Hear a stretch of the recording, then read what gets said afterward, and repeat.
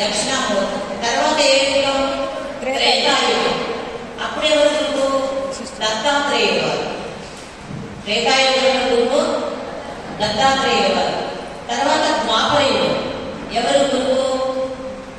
శ్రీకృష్ణుడు. శ్రీకృష్ణుడు అన్నమాట. ఆ తర్వాత కలియుగం ఆదిశంకరాచార్య. ఏమా ఎలా వచ్చింది ఈ గురు పరంపర అంటే, సహజంగా ఒక మనిషికి అవగాహన ఉన్నవాడు తక్కువ మాట్లాడతాడు, అవగాహన లేనివాడు ఎక్కువ మాట్లాడతాడు. నాలాగా ఎప్పుడు మాట్లాడుతూనే ఉంటాడు అనమాట. తెలిసి తెలియని జ్ఞానంలో ఇంతమంది జగద్గురువులు ఏమిటి, ఇంతమంది గురువులు ఏమిటి, ఈ మతంలో ఈ దేవుళ్ళు ఏమిటి, ఇలాంటి వంకర మాటలన్నీ మాట్లాడతారు.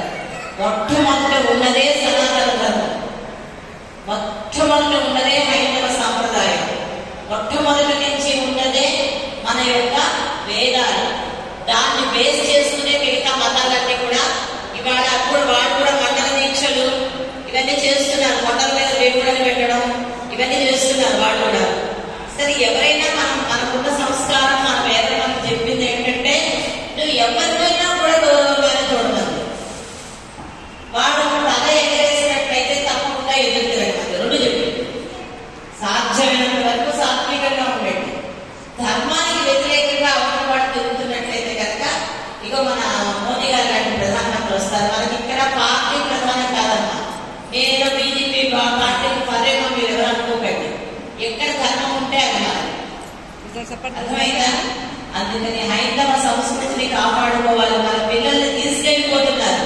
ఎందుకంటే మనకి జ్ఞానం ఎక్కువ ఉంటుంది, తెలివితేటలు ఎక్కువ ఉంటాయి మన పిల్లలకి. అందుకని తీసుకెళ్ళిపోయి మీరు కష్టపడి పెంచి 5 ఏళ్ళు పెద్ద చేశాక ఈ పిల్లలు అమాయకత్వంతో అటువైపు చేరిపోతున్నారు. అలా వెళ్ళిపోకుండా కాపాడుకోవాలి అంటే వాళ్ళకు ఒక డిసిప్లిన్ చిన్నప్పటి నుంచి అలవాటు చేయాలి. ఆ అలవాటు చేయడం అనేది మనతోనే ఉంటుంది. మనం బాగుంటేనే కదా మన పిల్లలు బాగుంటారు. మొక్క ఇంట్లో నీళ్లు పోసి పెంచితేనే మొక్క బతుకుతుంది. దాన్ని చెడు పోసి పెంచుతుంటే మొక్క పోతుంది. అందుకని మన మొక్కల్ని మనమే కాపాడుకోవాలి.